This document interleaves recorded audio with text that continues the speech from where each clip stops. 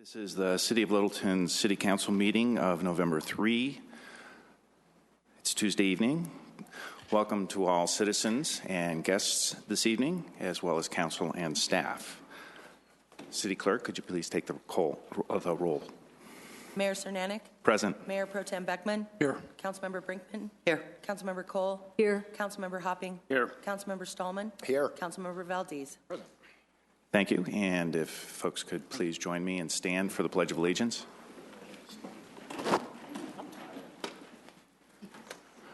I pledge allegiance to the flag of the United States of America and to the republic for which it stands, one nation, under God, indivisible, with liberty and justice for all.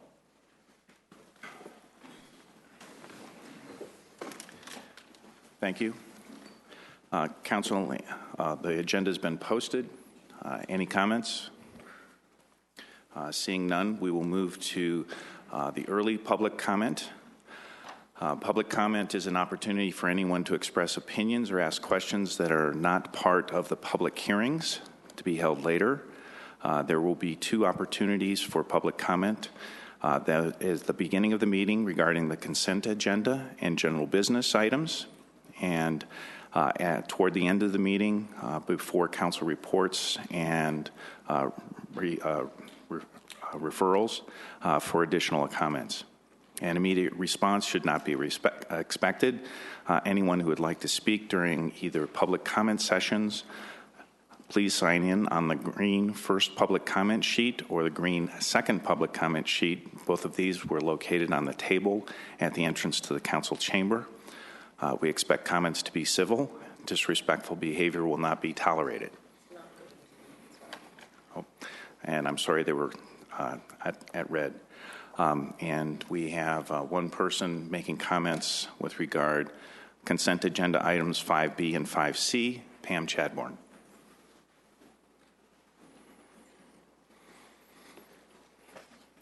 Good evening, Council. My name is Pam Chadbourne. I live a block and a half from here in District 1. I wanted to talk about 5B and 5C. The first one, 5B, is an ordinance on first reading approving the rezoning and general plan development plan for Angeles Taverna. And I attended the planning board session. I'm going to basically repeat my comments or the gist of my comments to you. I was concerned that the planning board discussion and the staff presentation pretty much lacked any description of the impact of the rezoning on the city, the basis for the rezoning and the impact. It's great to have, there was a lot of discussion about how great the tavern would be and the design of it would be and the neatness of the office building and all of that. Planning board and council, when they consider rezoning, are not here to evaluate what goes on the site. They're here to evaluate the impact of the rezoning on the city. And I found that lacking in the staff presentation and also in the planning board's discussion. I wanted to bring that to your attention. I'd like to believe that City Council would pay more attention to the questions arising from the impact of the rezoning. I wanted to ask for the overhead projector, please. So for 5C, about the Aspen Grove Board of Directors, what I noticed was that 4 of 5 positions are up at the same time. That in itself is a bit concerning. And then one of them is the regional property. I don't know any of these people. None of this is a personal comment. One of them is the regional property manager for DDR. One of them is the director of property management for DDR. And one is his administrative assistant, whose job is dependent on him. Now, just the appearance of conflict of interest or an overwhelming interest in one direction, I think should be concerning for the council. I'm not saying that there's any suspicion. What I'm saying is it's an appearance. And that, to me, is relevant to the council.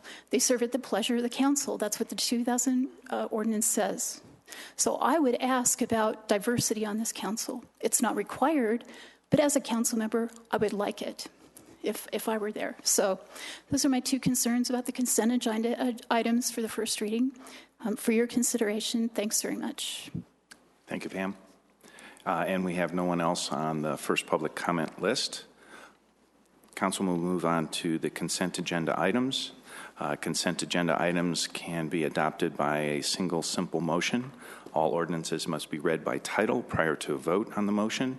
Any consent agenda item may be removed at the request of a council member. So consent agenda item 5A is Resolution 78-2015.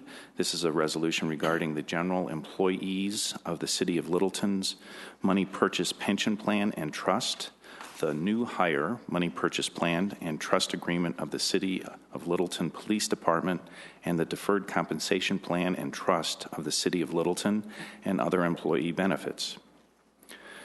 Next is consent agenda item 5B. It's ordinance 102-2015, ordinance on first reading approving the rezoning and general plan development plan for Angelo's Taverna, and it schedules the second reading on November 17th. Next is consent agenda item 5C. This is ID number 15-294. It's a motion appointing 4 members to the Aspen Groves Business Improvement District's Board of Directors, and the subnote is they all must be part of the property ownership there. Consent agenda item 5D is ID number 15-295. This is a certification of the October 13, 2015 special meeting and study session minutes. Consent agenda item 5E is ID number 15-296. This is certification of the October 6, 2015 regular meeting and study session meeting minutes.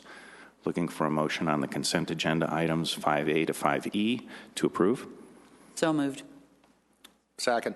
Okay, Council, we have a motion and a second on the consent agenda item. Council ready to vote?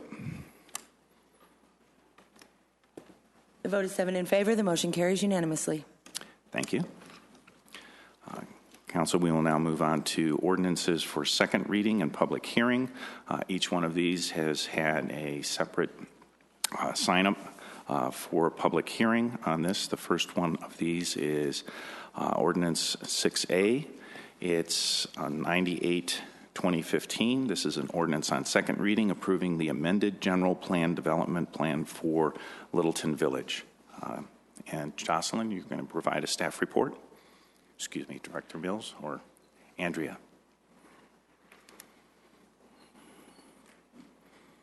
Good evening, Council. I'm Andrea Mimnal with the planning staff.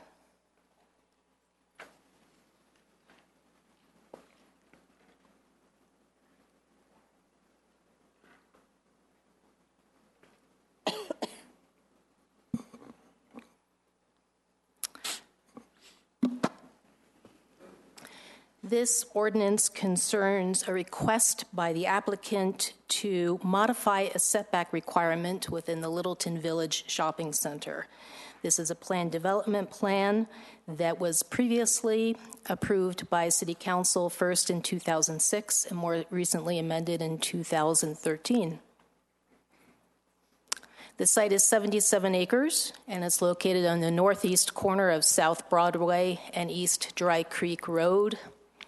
You can see in the diagram here that there are different colors on the subject property. The colors that are in yellow and brown are residential development, and the 3 properties that are shown in kind of the pinkish red close to South Broadway are the shopping center.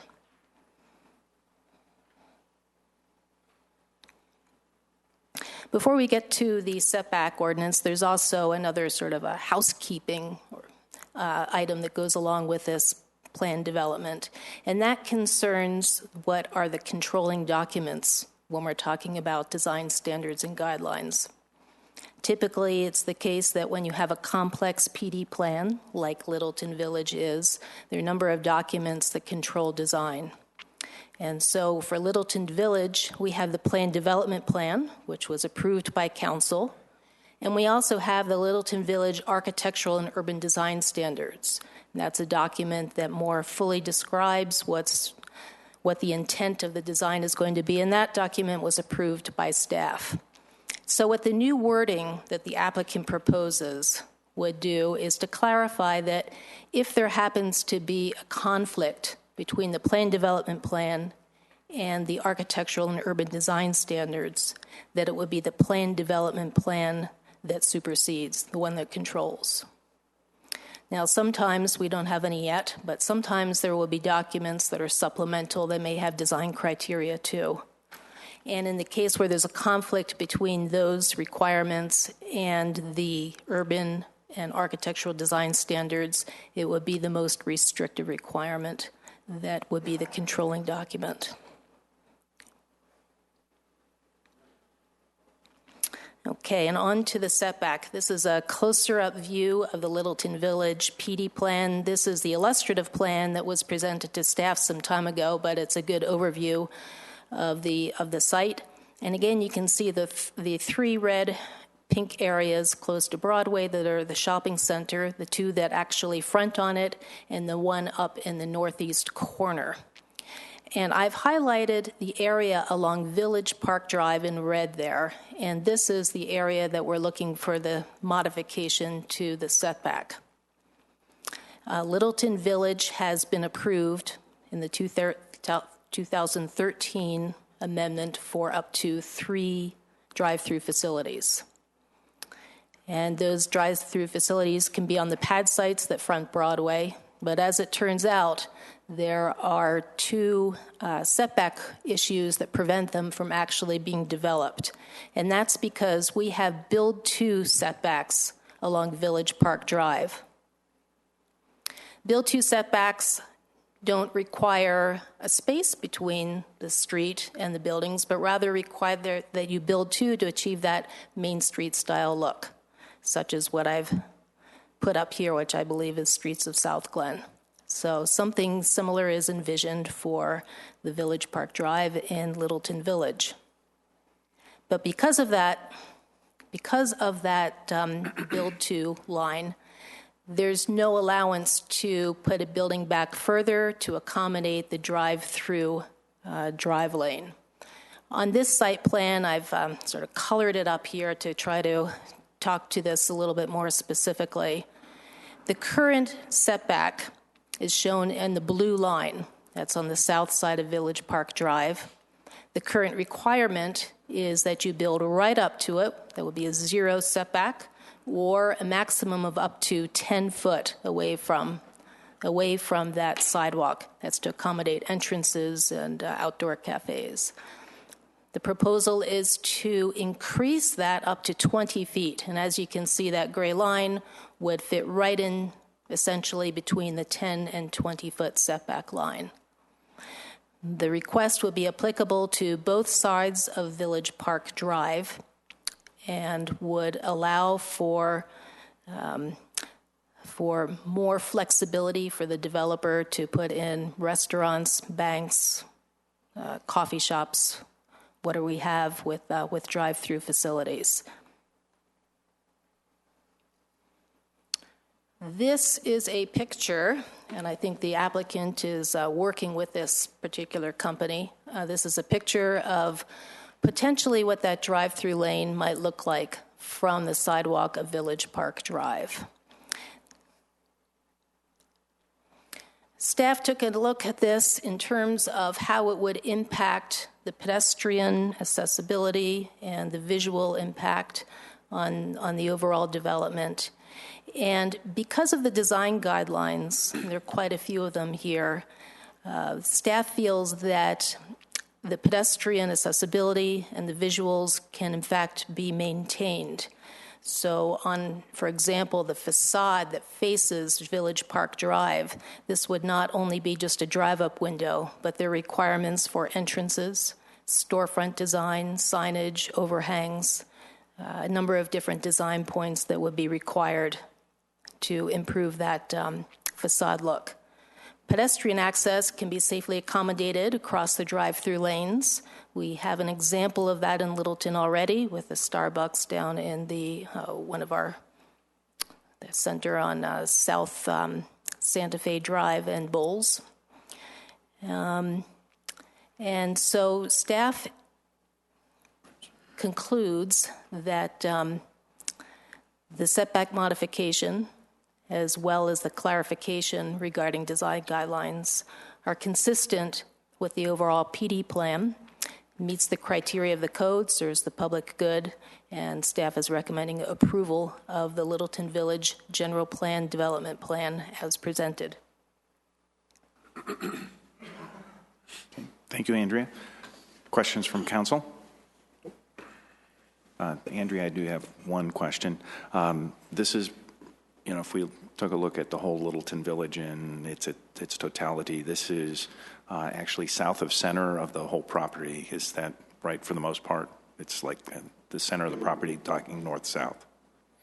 The center of the property, yes. Let me go back to. Right, the area that you highlighted. Yes. Just a second here.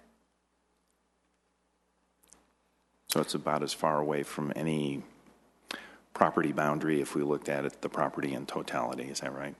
That's right. So it would be right in the center of the shopping center as you enter on Village Park Drive. Okay. Thank you, Andrea. My question is about the movement of vehicles. So with this, and I'm looking at the same thing you're looking at on the screen back there, if you were to dedicate the area that you were talking about to drive-through, it would be drive-through from vehicles coming from Broadway, heading east in the right-hand side, pulling in, pulling out, and continuing on the right-hand side. Then what happens to them? Where do they go? Does this stimulate a certain amount of traffic that would not have been stimulated to drive through there were there not those drive-throughs there? There may indeed be more traffic as a result of the drive-throughs. I believe that's what the developer is after. I think the way the traffic would work is you would be traveling north on South Broadway. You make that right-hand turn onto Village Park Drive. And if you look carefully at the site plan, it's not highlighted. There is an access lane for vehicles that was just east of that drive-through lane. So cars would come down that, driving south through that drive-through, and they would make that turn to get to the drive-through lane, circle around the facility, and use that same way that they entered to, again, exit the site. That would be back out through Village Park Drive and turning northbound on Broadway. And how much of that space that we would now be changing would be dedicated to drive-through type retail now that there's a setback? Is it 100%? I mean, does that actually commit the entire setback to that kind of operation? So the applicant's request is for the first 225 feet or so, and that would cover the first two pad sites of Littleton Village. The drive-through facilities, in any case, are not a permitted use further back on the lot. They are intended for those pad sites. Thank you. I do have one. Councilmember Valdez. So the drive-through in both pads will be facing inward, say, into the project, toward Village Park Drive. It is likely. Well, let me take one step back. I don't know if the developer, and perhaps he'd like to speak to this, is planning for drive-throughs on both sides of Village Park Drive at this point, but he is requesting the flexibility to do that. And so, at least on that drive-through facility on the south side, the drive-through window would likely be facing Village Park Drive. And that's the situation that you see in this photograph here. You see the drive-through window right up there, along with the windows and architectural features. But what we're considering is both sides of the Yes, of that's the drive. correct. Right. Considering both sides. Thank you. Councilmember Stallman. When we looked at this a year or so back, there was some expectation of an amount of square footage for retail purposes. And is this modification going to reduce that number materially? Does it reduce it at all? I think the facilities, drive-through or not, they are pad sites, and those tend to be smaller, banks, cafes, restaurants, and we might ask the developer about that, but there is a maximum of 250,000 square feet of retail space within the shopping center. My understanding is that the developer plans to utilize all of that allotment, and he can provide more information. Including, and that would be in conjunction with this modification? Yes, that's correct. Okay, thanks. So thank you, Andrea. Now we move to public hearing for those The applicant makes their presentation first. Okay, I'm sorry. Would the applicant care to make comments?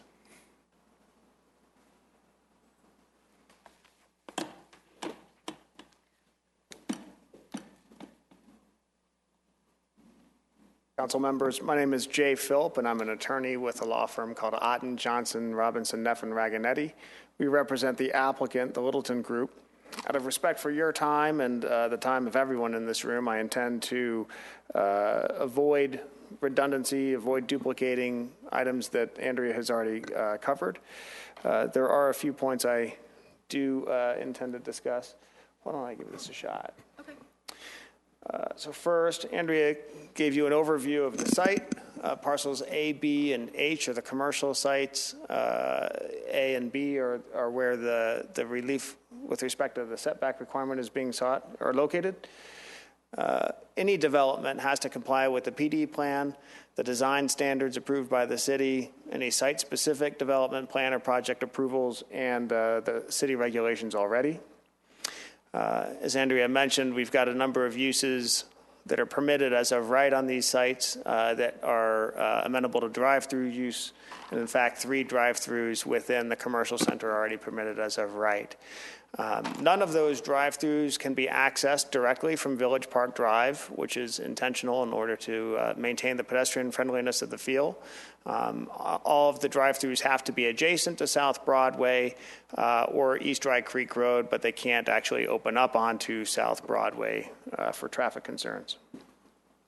This is another look at an overview of the site. The far left is what's called the Village Plaza District, and that's the area in which we have the current 10-foot maximum setback requirement. She discussed the setback requirement already in the Main Street feel. So within an area of linear 225 feet of Broadway, so the portion of Village Park Drive that is within 225 feet of Broadway is the only portion of Village Park Drive where we're requesting an increase of the setback max from 10 feet to 20 feet. So that will protect the maximum 10-foot setback in the core of Village Park, which is the really the core of the pedestrian-friendly district.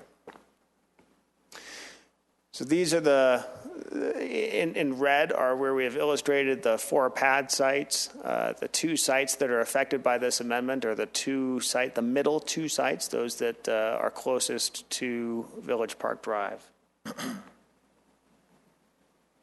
So the criteria for an approval of an amendment to the PD plan requires compliance with the stated intent of the planned development district, which is to promote the health, safety, and general welfare by allowing for more flexible development based on a comprehensive integrated plan. That determination has largely been done at the time the initial development plan, PD plan, was approved. At this stage, of course, we're only seeking an amendment. So the city has already established 6 criteria that are used to determine compliance with that intent. The first is to determine, is to determine whether the amendment encourages a more creative and effective use of the land and public or private services to accommodate changes in the land resulting in benefit to the community. This amendment improves visibility and safety at the corner. That is, drivers along Broadway will be able to see further into Village Park Drive to understand what traffic and pedestrian flow is looking like, and it'll facilitate a transition zone between the higher speeds on Broadway and the pedestrian-friendly core of Village Park. Second intent is really tied to housing, so it's not really applicable here. However, our proposed amendment will facilitate or promote commercial uses within a short and pedestrian-friendly distance of a number of residents. The third criteria is to encourage the innovative development or redevelopment of land uses to meet contemporary needs of the community by providing for a greater variety and mix of uses. These drive-throughs are needed to attract the mix of commercial uses that are contemplated by the existing PD plan. They promote the convenience to residents and customers and cars, and they're consistent with the multimodal transportation goals of the PD plan, allowing for a safe mix of automobile and pedestrian traffic. The fourth goal of a PD district is to provide a process which relates the design and development of a site to the particular characteristics of the site. In this case, we're talking about drive-throughs along Broadway that are a natural fit in that location for customers who are driving along Broadway. The fifth intent is to require that the nature and intensity of development be supported by adequate infrastructure. That is a key consideration for the initial approval of a development plan or any amendment to an approval plan that's going to change the nature or type of nature or intensity of development. We are not seeking to change either the nature or the intensity of development. The 3 drive-through lanes are already permitted as of right in the PD plan. Going to one of the questions that had been raised earlier, a traffic study had been performed earlier at in connection with the initial approval of the PD plan, and the changes we're seeking here won't impact traffic from what was predicted by that study. See, the last intent is to encourage development that's consistent with the policies and guidelines adopted by the comprehensive plan. There are a number of those, so I'm not going to spend too much time going through them. I'll touch on 4. One is to promote Littleton's economic independence. Facilitating commercial space, which these drive-through lanes will do, is a key to supporting Littleton's economic independence. Another guideline is to promote the healthful living environment in the area, and one of the keys here is to enable pedestrian and bicycle access, which the PD plan does, and the drive-throughs can be constructed in a manner that won't impact that. Another guideline of the comp plan is to promote the development of vacant parcels.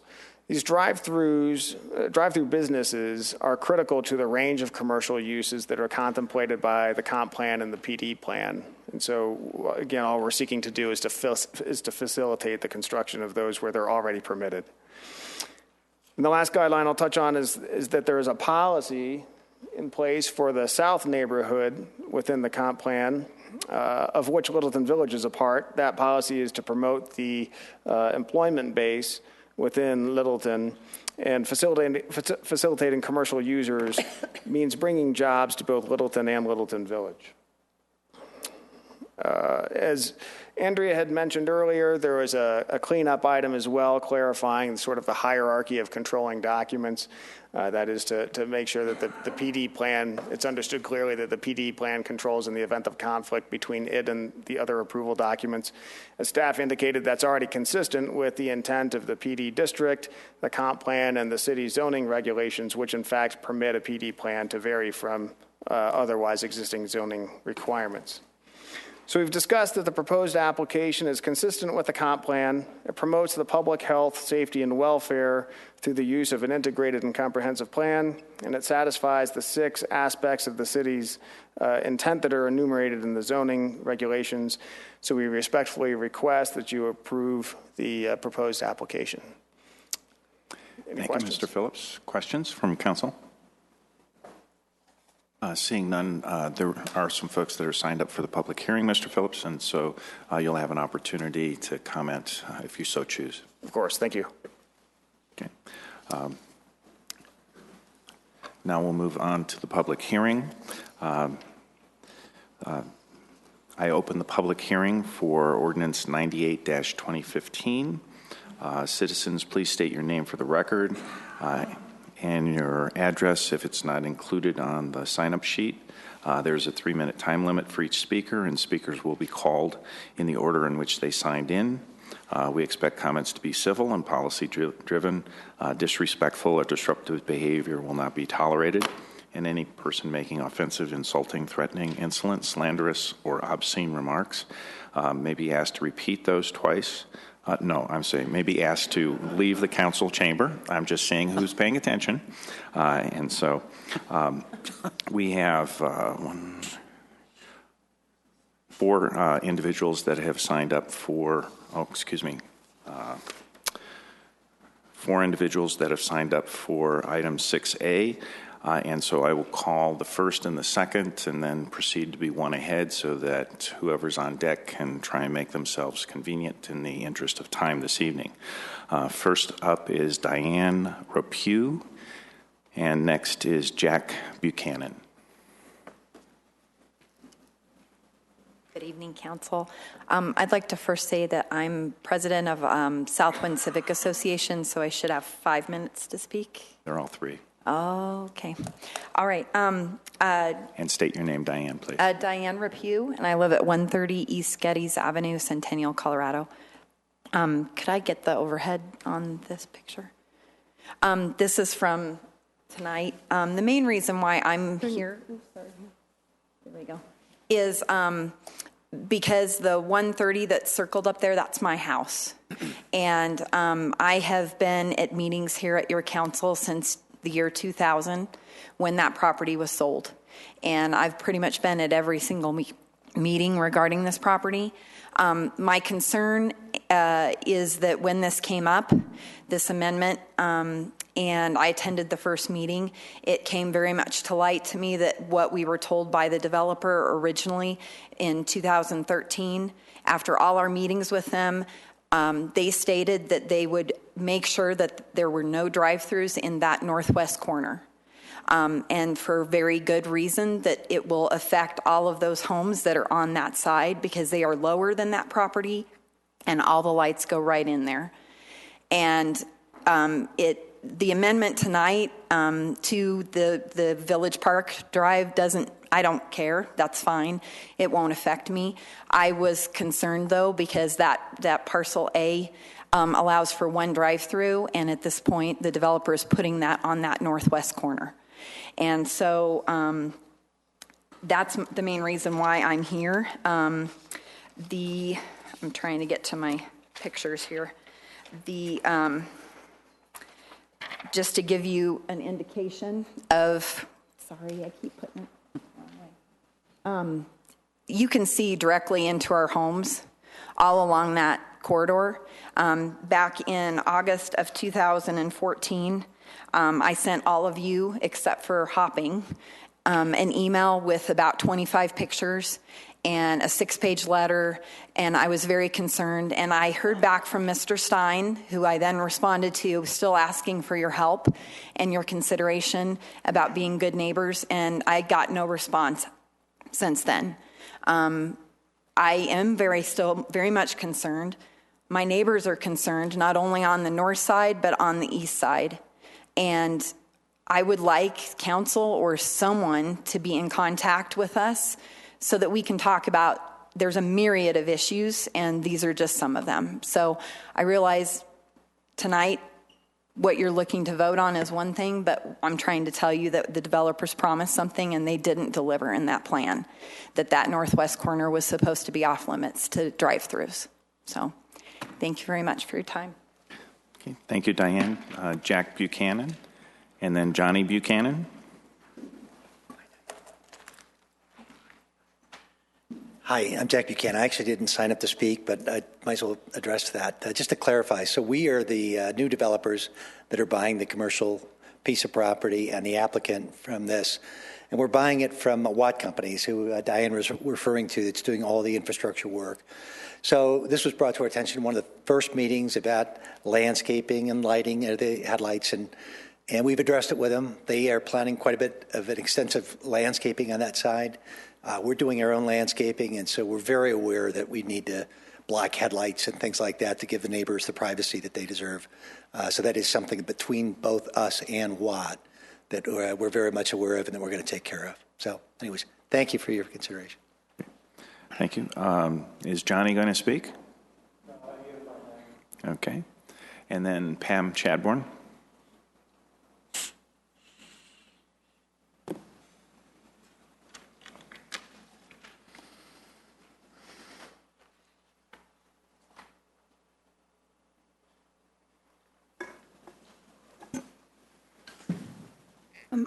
That's interesting. I had the same map, vicinity map. State your name, just. Oh, and I'm Pam Chadbourne. I live a block and a half from here in District 1. So I think both of these will show at the same time. Yeah, that northwest corner, probably everybody here is driven by the site and knows that the old Marathon property is just about the highest property in Littleton. That was commented on in previous hearings. It's a beautiful site, but everything around it is lower. So the neighbors to the north will be lower than this. And you know I've spoken about lighting before. I sympathize with the neighbors, and they're in Centennial. So an issue I'd like to mention about our process in Littleton is that I'd like us to be better neighbors to our neighbors, whether they're in Littleton or not. I think a Centennial planner should have been part of the presentation to talk about the impact on Centennial and their residents and their community from this proposed change. So let me say, limiting it to the first 225 feet pretty much means that northwest corner will be a drive-through, because the only two other pad sites are on Littleton Village, and then the one by the sign, the entryway or gateway sign, is a very small parcel. So it pretty much, this change pretty much makes it inevitable that northwest corner will be a drive-through. I don't think that's being a good neighbor. I'm concerned about the discussions I've heard about the mitigations. Deciduous trees are not going to block the lights for half the year. If it's a coffee shop, or if it serves coffee in the mornings, it'll be open at 6, maybe earlier, so the residents will have lights shining in their windows in the morning. It could be open until 9 or 10 or possibly later. I don't know if we have restrictions on that.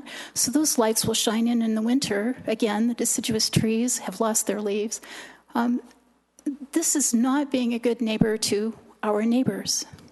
And I am sorry about that. I wish that, or I would like us to be more cognizant of this and to take more responsibility to mitigate it.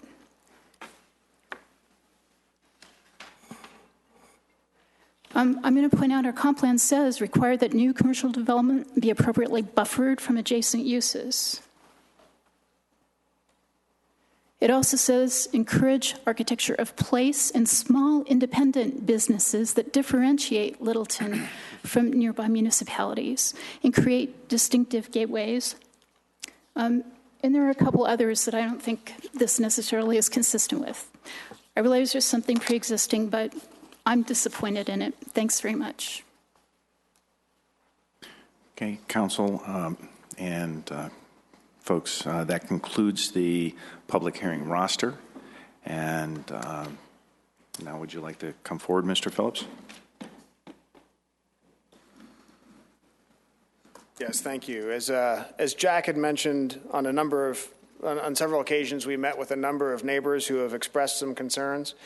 Also, as Jack indicated, many of those concerns weren't related to activities that we're conducting or proposed to conduct. Some, for instance, are related to dust management activities on other components of the Littleton Village. As I believe they're referring primarily to the residential components that are further east of the commercial sector that we're concerned that we're focused on and that we're intending to develop. We are, as I think Jack touched on, trying to facilitate discussions between those neighbors and that master developer.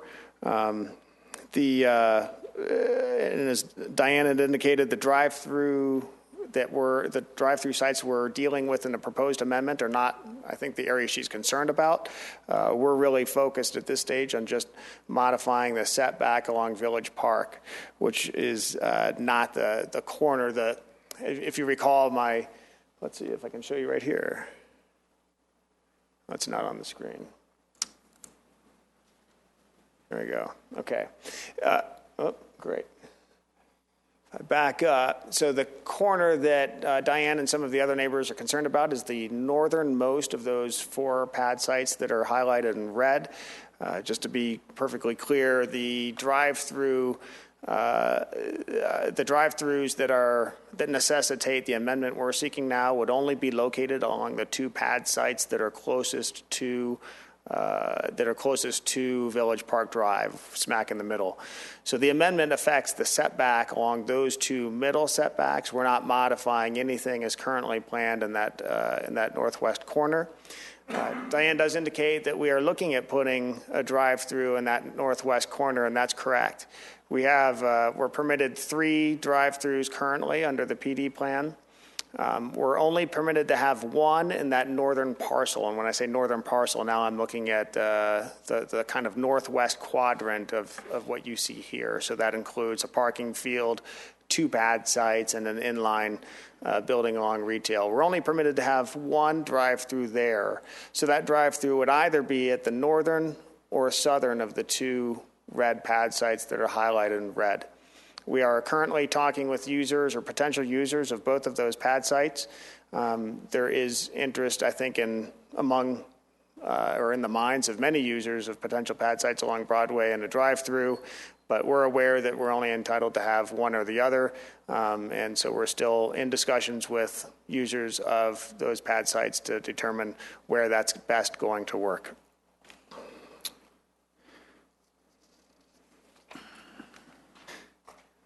Let's see. Another concern I wanted to address quickly is one that you do sometimes hear raised with respect to development sites, and that is that the developer comes in and makes these grand promises and then takes off. You see that sometimes. We are planning on selling a number of pad sites here, or some of the pad sites here anyway, not all of them. And that is because nowadays many pad site users want to own their real estate, which hasn't always been the case, but it's the trend nowadays. So while we are intending to sell off some of those pad sites, we are also intending to hold other significant components of Littleton Village for a long term. And so as a result, we view ourselves as long-term neighbors of Diane and the others who have expressed concerns with respect to Littleton Village. And so with that thought, we are absolutely intending to be good neighbors. We're intending to look at mitigation measures anytime we develop anytime we go through the site development plan for any of these parcels. That's all I had to add. Any questions? Council, any additional questions? Councilmember Valdez? I do. Again, just to clarify again, as I'd asked earlier, so the drive-through, I guess, where the speaker box is or the transactions made, is going to happen on the most inside of the property. Is that correct? Facing right in the middle? We haven't gone through the site development plan on all of those yet. I believe that the corner, the pad site that's at the corner on the south side of Broadway may have a drive-through that faces Village Park. That's largely necessitated by the desire to take advantage of the views to the west. So the plan is to have, from within that restaurant, broad, wide views of the mountains, outdoor seating, potentially outside, again facing toward the west.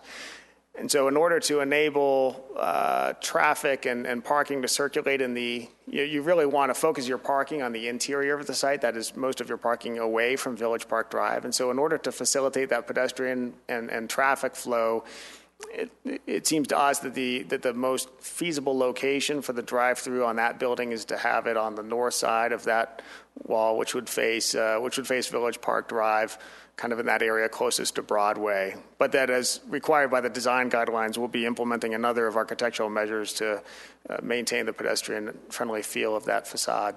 And then on the north side of the drive, on the south end of that.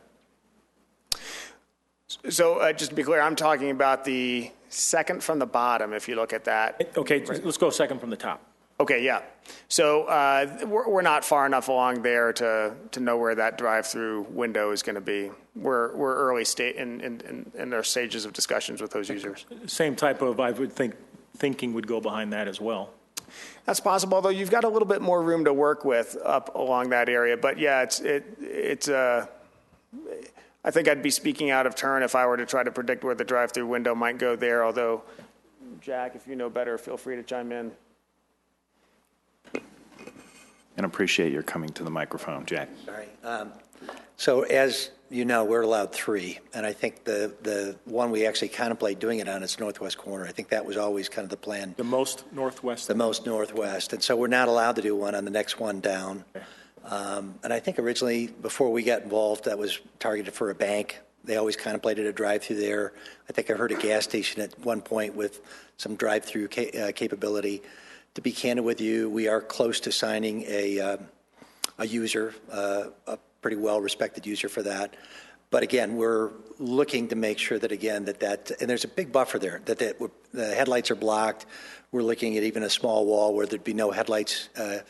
And I think after one of the first meetings, we drove by Diane's house just to see elevations and things to make sure that it wouldn't hit any of the neighbors there.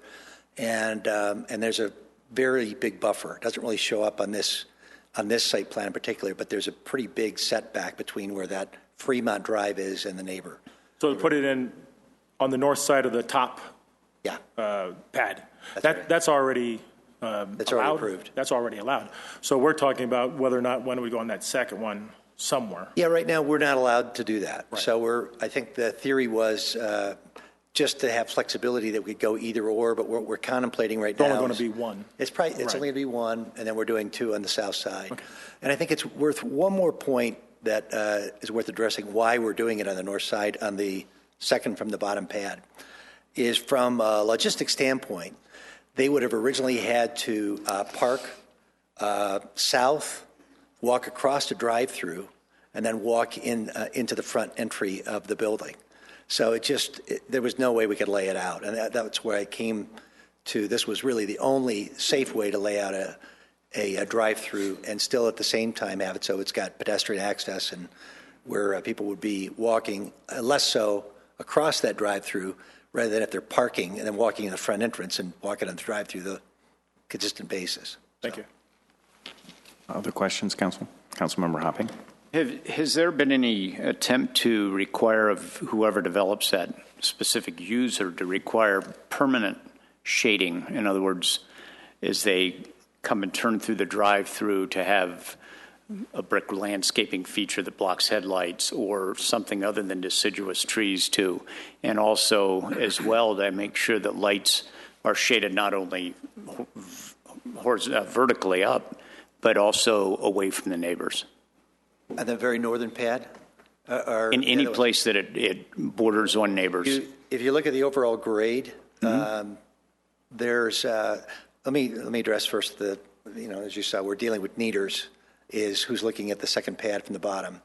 And they're doing. We had our ears closed on that, Jack. I'm sorry? We had our ears closed on that. Okay.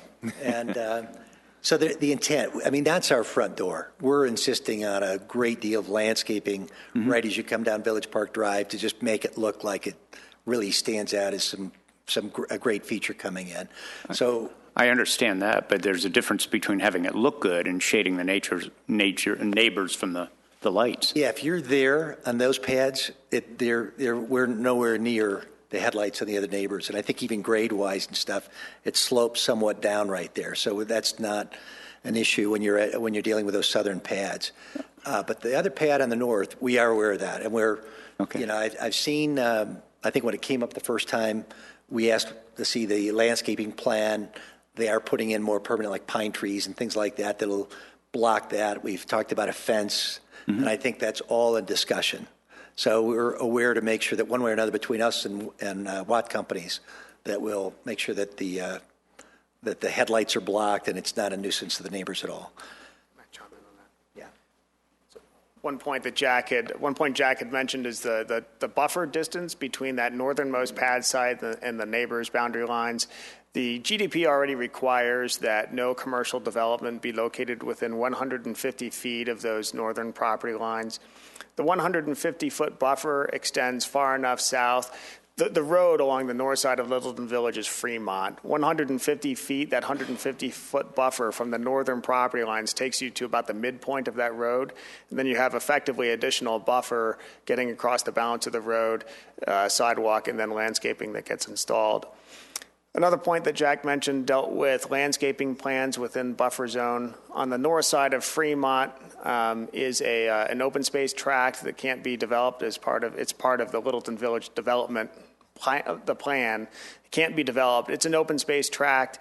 It's owned by the Metro District, or it's owned by Watt and about to be conveyed to the Metro District. And so the master developer, Watt, or the Metro District, will be installing the landscaping in connection that's already contemplated by the GD plan as well within that open space tract. Yeah. The other thing I want to point out that we did verify is anywhere, and I'm trying to use a cursor here, where you see where Sherman Drive continues on up, or the drive-through where that would hit, there's a cluster of more trees that are more like pine trees or whatever else to just make sure that nothing's going to kind of penetrate through those. So it's not more the trees are going to lose their leaves and things like that where it's going to shine through. So they did concentrate landscaping beds along there that would further block headlights from reaching the neighbors there. Yeah, and I don't want you to get me wrong because I really like the development. I think it's great, but I think it is important to have a guarantee from you that the landscape or features on the land will shade the neighbors from headlights, because I don't care if a headlight is half a mile away. If it goes right through your living room window, it could be somebody out there with a flashlight. We've already talked about it. We know we can guarantee it. Okay. Yeah. Council, additional questions? Councilmember Beckman? Still going back to the vehicles, I'm not sure which one of you would want to answer this, but I am concerned when we do drive-up windows, as I've been sitting here thinking, all those drive-ups are contained within a business area. They don't front onto the road as we're proposing this. And my concern would be, could the queuing of vehicles coming off Broadway, going on to Village Park, pulling in and then queuing into those drive-ups during periods of peak use, block part of Village Park Drive, or vehicles waiting to be able to pull in, kind of like school pickup, if you can imagine that kind of circumstance around an elementary school. Could they possibly back out onto Broadway into that right turn lane? I'm sure somebody's measured this and thought about this, but I have a concern that something very successful might create that kind of problem, and we can't have it from a safety point of view. Yeah, I'll give you an example. I mean, they've got it down to a science. Both users require a certain amount of cars that can be in that queue. And for example, the one that we're talking about in the very north, the window actually will face towards the mountain, and there's a patio on that side too. But I think, for example, that user requires at least 12 cars that are able to queue before you enter from even the side road. So in other words, there would have to be, there's more than enough ample space between where they hit the drive-through and where they back up that we're not going to hit Village Park Drive as a backup, or Fremont on the northern part, let alone where Broadway would come. So chime in on that too. So just to help kind of provide some color on that, we won't be allowed to have none of these pad sites will be allowed to have direct access to or from Broadway. They'll have to come into the site either through Dry Creek or through Fremont to the north or through Village Park Drive. In addition, none of the drive-throughs will be permitted to open up on Village Park Drive. So the traffic pattern is going to require a driver to come off of Broadway onto, for instance, Village Park Drive, come in a block, then enter onto a drive aisle that would be located, north-south drive aisles are going to be located about where the vertical red lines are shown, that are the easternmost vertical red lines, that is not the ones along Broadway. And then from there, they'll have to enter the site. So as the cursor is showing, they'll come down to about where the cursor is now. Then they'll be able to turn into that restaurant site and follow the circulation pattern. Okay, you've answered it. Thank you. Okay. And then how do they get out? So then they'll come back around. Let's see, does this work? Can I do that with finger, or was it? Yeah. And so can I just chime in, and you can correct me if I'm wrong, if you're familiar with the area.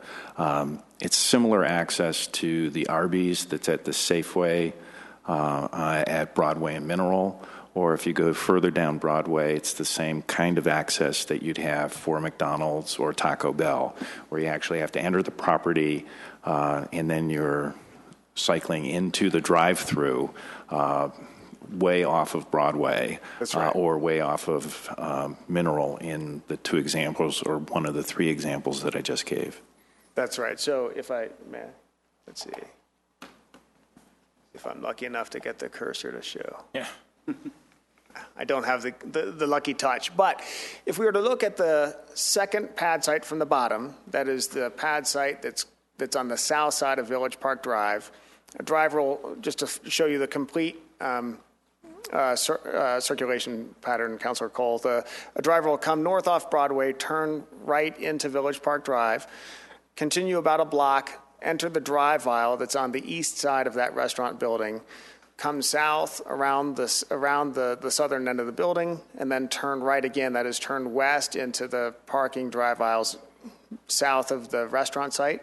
Then they'll enter the loop that begins on the west side of that restaurant site, wraps around the building, comes back out into the parking area, the same parking area from the east end of the building. So the drivers get spit back out, if you will, into that same sort of shopping center internal parking area. And then they'll have to take one of the other drive aisles to get out to either Village Park, Dry Creek, or Fremont before they can go back to Broadway. And just using the examples I didn't want to put your vendor in the same category as McDonald's, Arby's, and Taco Bell. At this hour of the night, a sandwich sounds pretty good to me, so I'm not offended at all. Okay. Council, any additional questions? Okay. I do for the city. Not for these guys. Okay. Thank you. Thank you. Jerry? And this is for, I think, Andrea, if you will. It was mentioned earlier, this part of the comp plan. This isn't part of the comp plan, are they?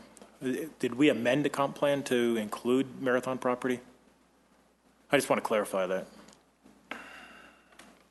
Yes, the comp plan does include, I believe it's the south neighborhood, Marathon property. When did we Littleton include Village. Marathon property?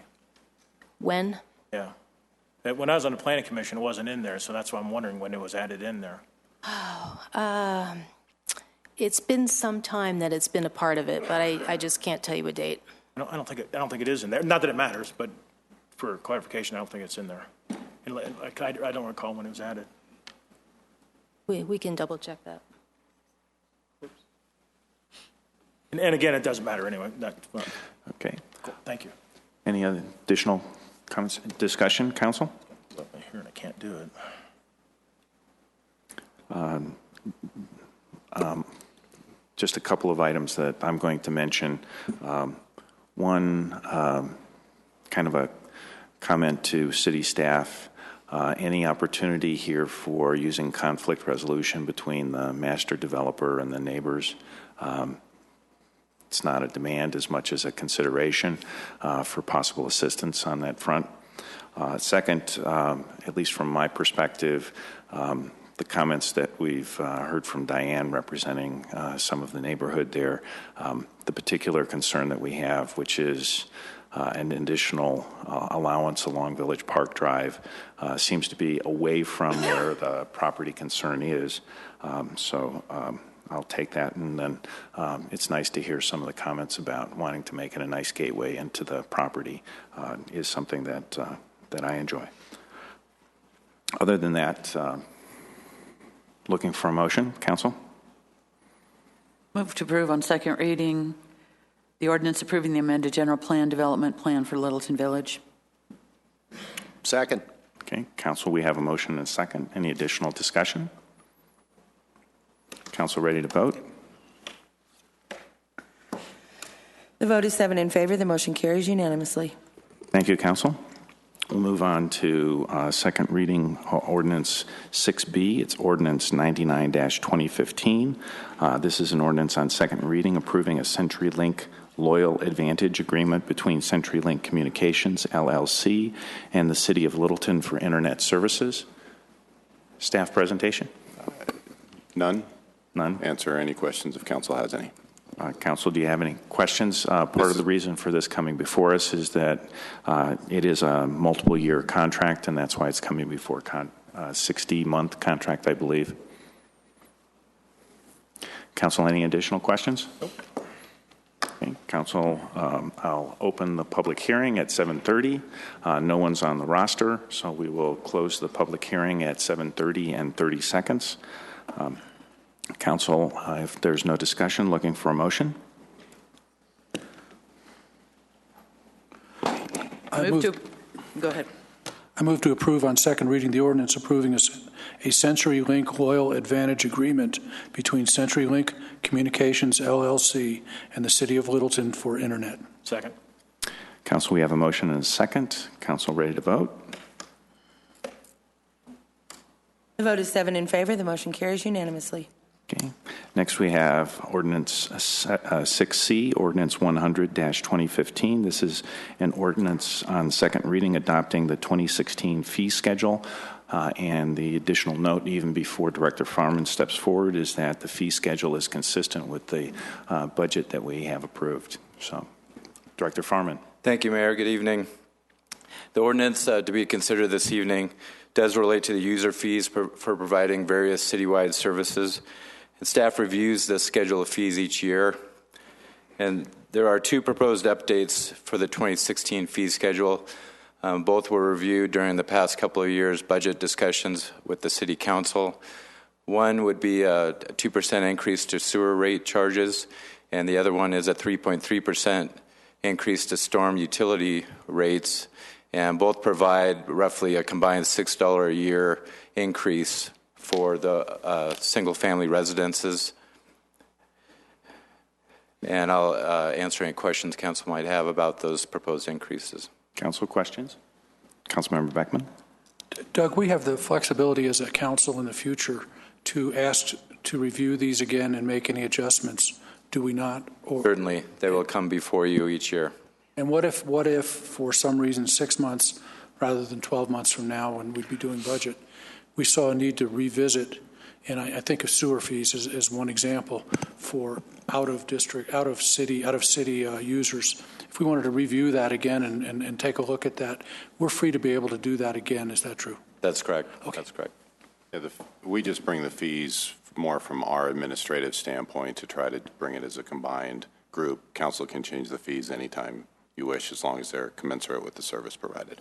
Yeah, I think there was some misunderstanding on some folks' part that we were etching them into concrete in some fashion, and I think we're really creating more flexibility to be able to look at them, was my interpretation. Well, and the other that I would add to some of that is with regard specifically Sterling Ranch and our agreement there.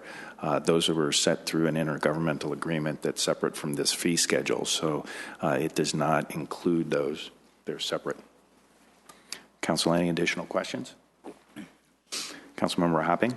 Doug, how would these translate to, say, a fourplex or a 10plex or multifamily housing? It's $6 for a single family, but how would it apply to those? Yeah, there's various rates, whether they're within the city limits or outside the city limits in the sanitation district, so I can't speak to any of those rates specifically. They are in the fee schedule, toward the back of the fee schedule.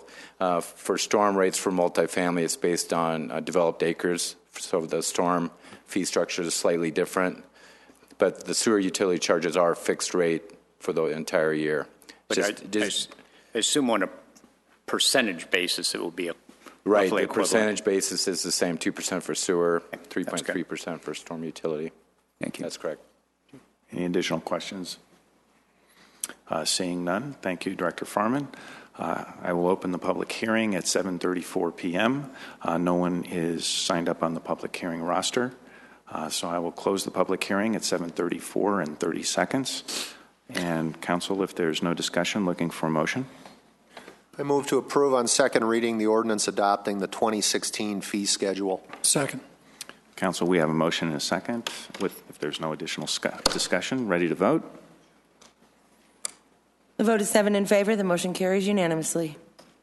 Council will now move on to Ordinance 6D. This is Ordinance 84-2015. It's an ordinance amending Chapter 10 of Title 6 of the City Code pertaining to electronic smoking devices and smoking prohibitions in the downtown Littleton area. Deputy City Manager Broughton. Thank you, Mr. Mayor and City Council. Doug, thank you. So 84, Ordinance 84 is what you have before you.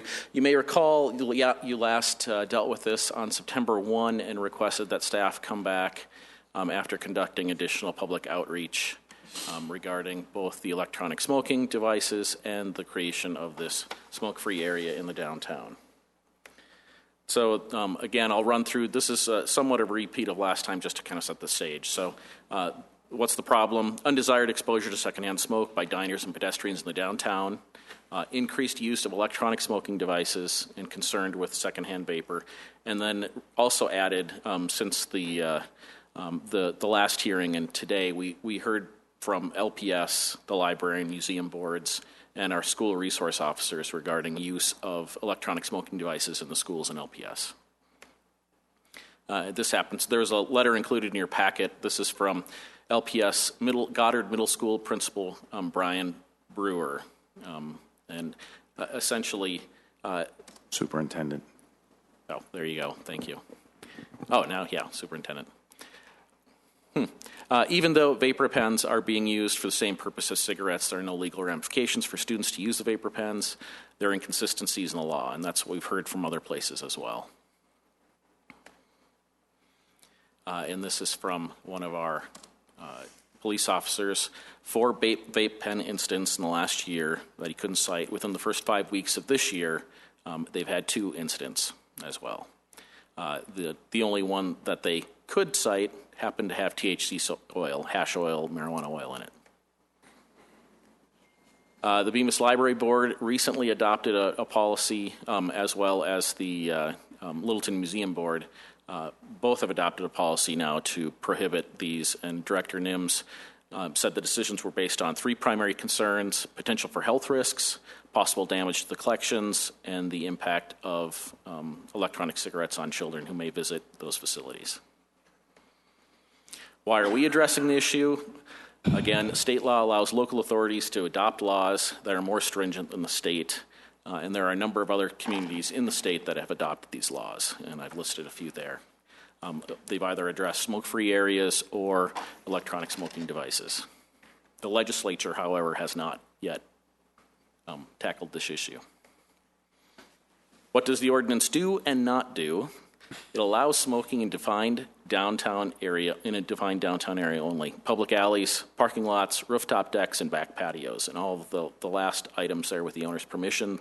The public alleys, we've checked with Excel. Excel provides a light, mid-block light for those public alleys, so they are lit if there is a need to smoke in those. It continues to allow smoking in private homes, private residences, private automobiles. Continues to allow owners and managers of property not already required to be smoke-free by law to prohibit or restrict smoking if they care to do so. Creates the smoke-free area in the downtown. Primarily, it's along those building frontages. And I have a map here showing kind of an example. This is the other piece of the ordinance. Treats electronic smoking devices for the same as tobacco and marijuana for regulation purposes throughout the city. This doesn't just apply to the downtown, but it's throughout the entire city. And it continues to prohibit smoking. This is current state law, current ordinance. Prohibits smoking within 15 feet of the entryway of public spaces. And there's a definition there as well for that 15 feet in the entryway. This is where smoking is already prohibited, and this is in the existing ordinance. I'm just restating it. There's a number of places already where there's significant places where people cannot smoke now. This was a question that both Councilmember Brinkman and Councilmember Cole brought up. It doesn't show up very well, but if you look at the there's a blue line that runs along, you may have to turn around to see this one. There's a blue line that runs along the edge there. I actually went downtown, looked at the doors, and then used Google Earth to measure the distances. And so the places where there are red on the sidewalk, those don't fall within that 15-foot spectrum, and this is only on this block. So you have the tavern on the far side and the real estate firm on the other, to my right. And so the primary places would be in front of the tavern. There's a small portion of Smoke and Finn's patio, as well as a few very small portions there along the by Lido Wine and I believe the other, I think it's a, I can't remember what it is. Regardless. Ballet. Thank you, ballet, yes. And I did check and measured the sidewalks myself. The downtown sidewalks, especially on this block, are 15 feet. They're shorter when you get over the McKinners kind of block, that the full real block. Revisions from second reading, or from the last time you reviewed this, none.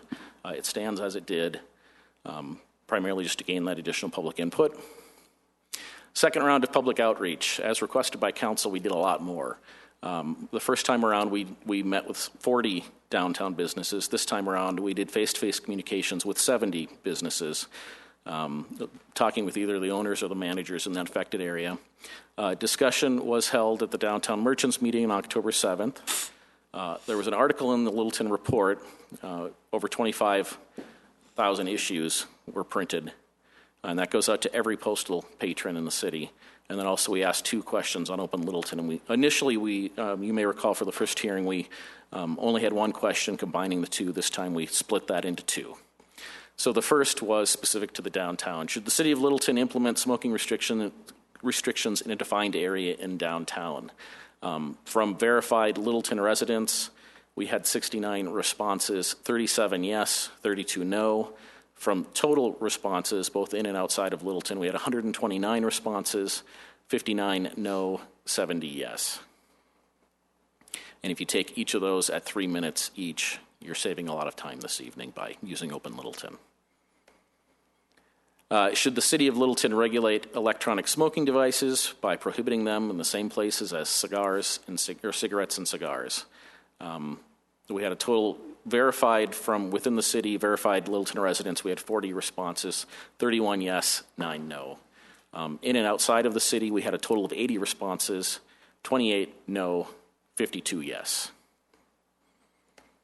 Enforcement, just to recap this from the last hearing, it's historically been complaint-based and it will remain complaint-based.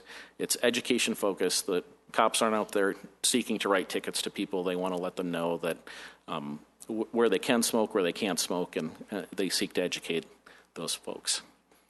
0 tickets have been issued, and the police indicate that enforcement will stay as it has been. Should council pass this ordinance, again, staff will put together a public information campaign. If you'll note, we changed the effective date. There was one change, and that was the effective date. We moved it from I believe it was November 1, which would be tough to meet now, to January 1, 2015. And there's a typo on that. It should say 2016. Oh, 2016. I'm sorry. You're correct. And lastly, this was the same graphic that was shown last time. The area in red is the proposed area to have that smoke-free area. The areas in pink are the private parking lots. The areas in orange are the alleyways, the public alleyways, and that one over in blue is the public parking lot for RTD. So those are areas where smoking could happen if the owners cared to allow it to happen. And that concludes my presentation. Happy to answer any questions. Council, any questions? I do have one. Deputy Director Broughton, with regard to the public alleyways, those are included in our streetscape project as well. So when we're talking about safety of those areas and the components of wayfinding or such, they'll be covered as a component in the streetscape project, right? As we're looking at it now, yes, it should be. It's still part of the downtown, so yes. Any other questions, Council? Okay. Thank you. Council, we do have some sign-ups on the public hearing roster. I will do as before. I will call the first and the second. And then we'll move through that. So we'll open the public hearing at 7:45 p.m. First up is Richard Vogt, and then next is Tom Butts. Good evening, Rich. Good evening. Thank you very much for the opportunity to testify. My name is Dr. Richard Vogt. I'm a physician who resides in the city of Littleton. I was the executive director of your Tri-County Health Department for 12 years before my retirement in 2013.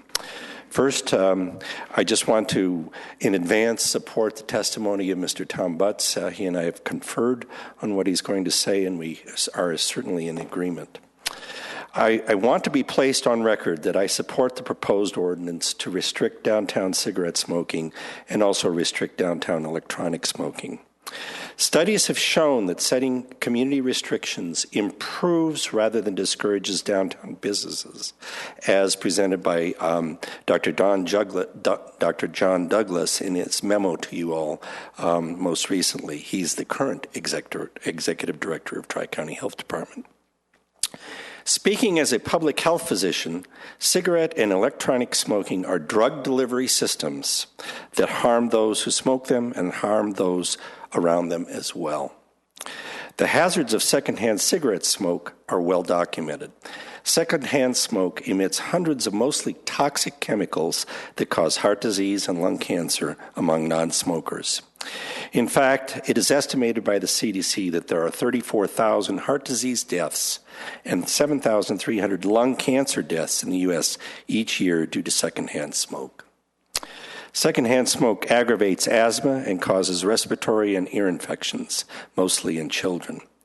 It has been found that communities that have enacted outdoor smoke-free policies have had a reduction in hospitalizations due to decreased exposure to secondhand cigarette smoke.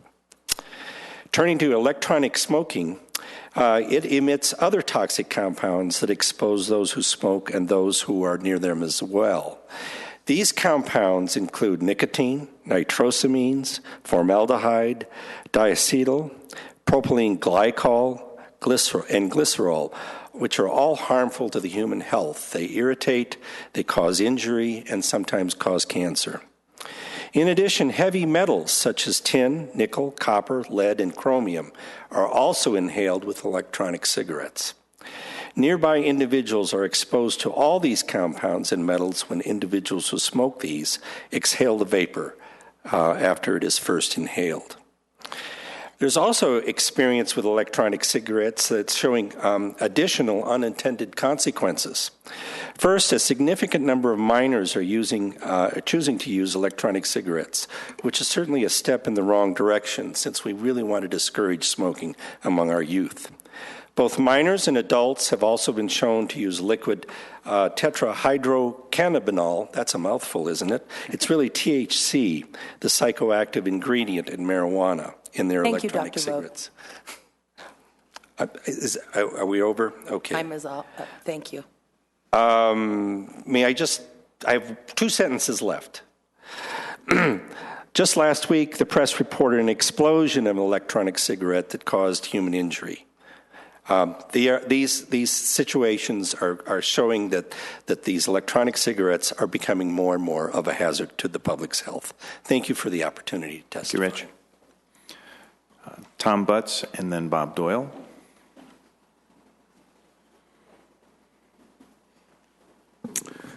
Thank you, Council and Mayor. I'm Tom Butts. I'm the Deputy Director for Tri-County Health Department, housed in Greenwood Village, Colorado. As your local public health agency, we are in fully support of both of the elements of this ordinance change tonight.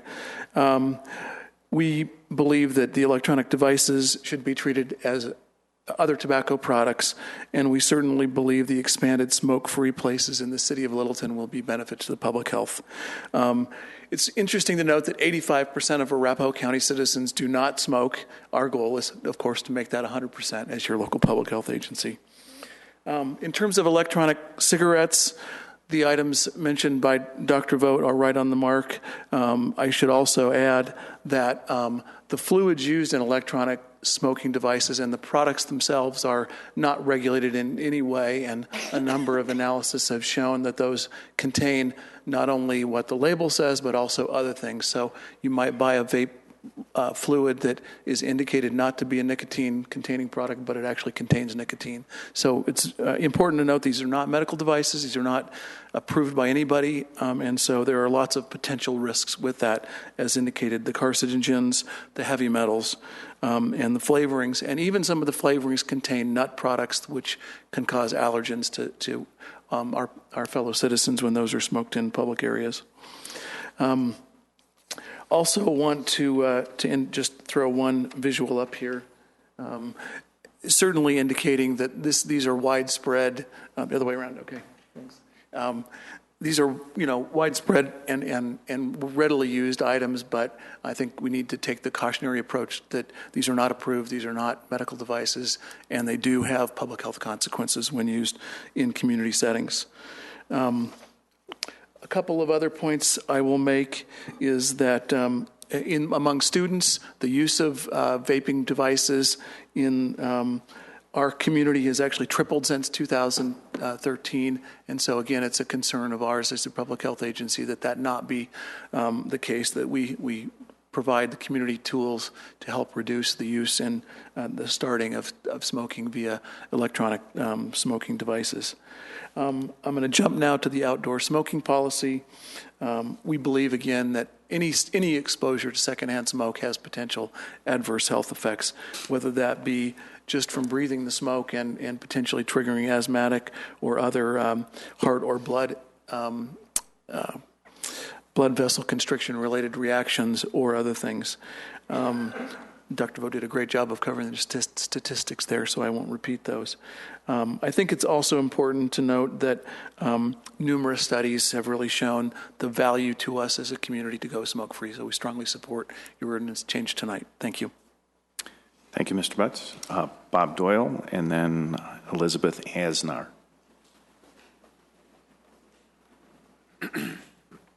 Good evening, Council. My name is Bob Doyle. I'm the Executive Director of the Colorado Tobacco Education and Prevention Alliance, located in Centennial.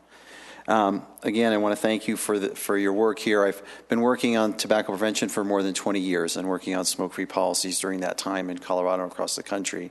And we've seen quite a change. And people, we're seeing a lot more smoke-free, vapor-free policies outdoors because people are demanding it.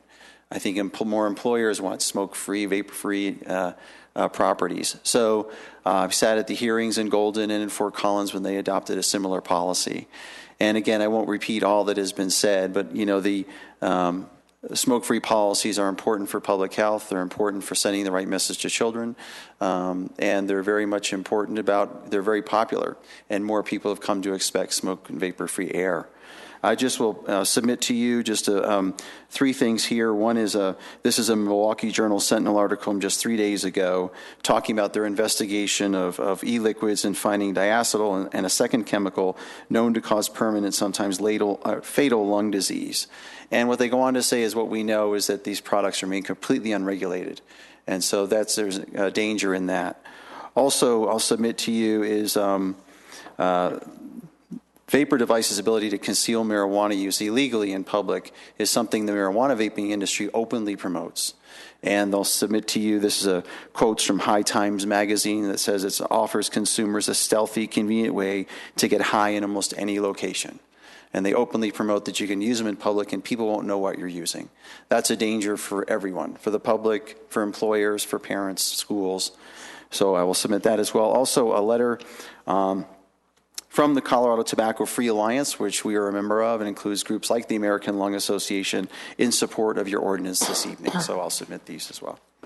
Thank you. Thank you. Thank you. And then Elizabeth Asnar. Thank you. Elizabeth. Okay. That completes the roster for this evening. Council, additional questions or discussions? Oh. Close the public hearing, right? Okay. At 7:54. Council, additional discussion? After a second. So I just want to sort out what it is we're looking at. It seems to me we have three issues.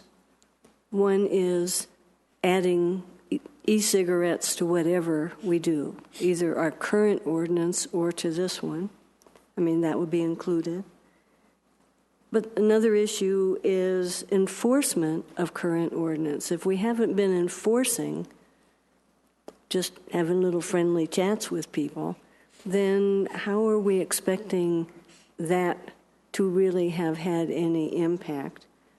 And then a third question, which probably the whole world will jump on me for, is why is, if what we're hearing is influencing us, then why in the world are we only looking at downtown Littleton and not all of incorporated Littleton?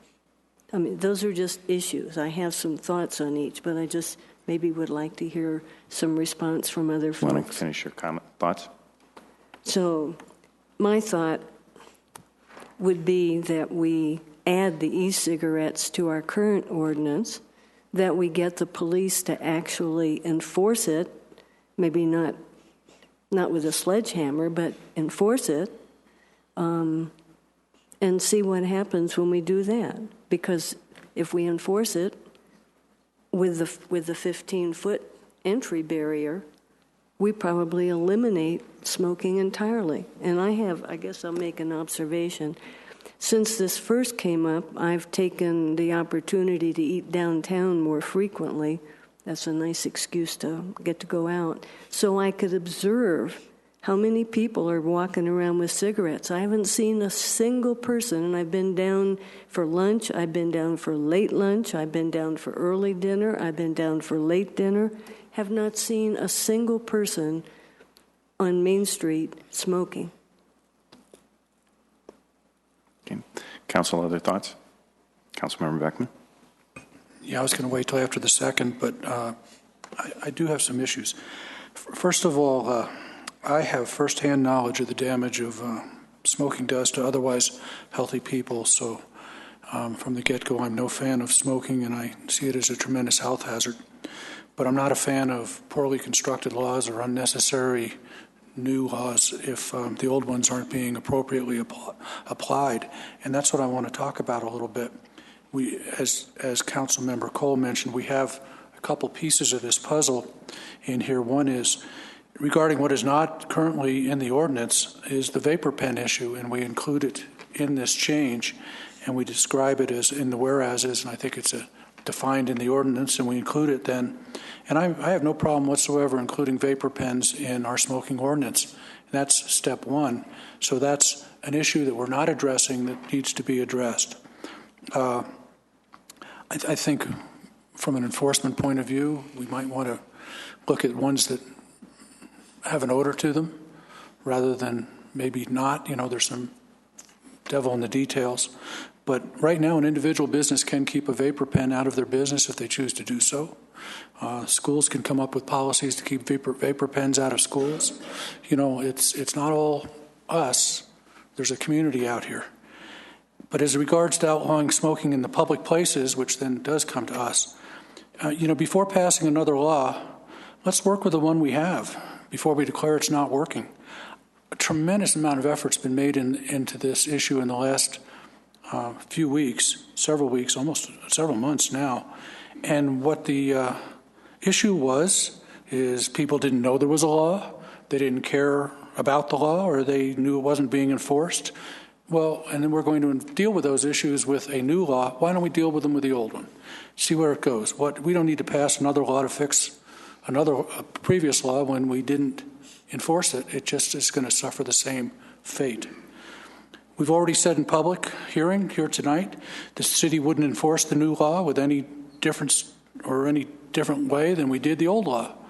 So many people don't know what the current law is anyway.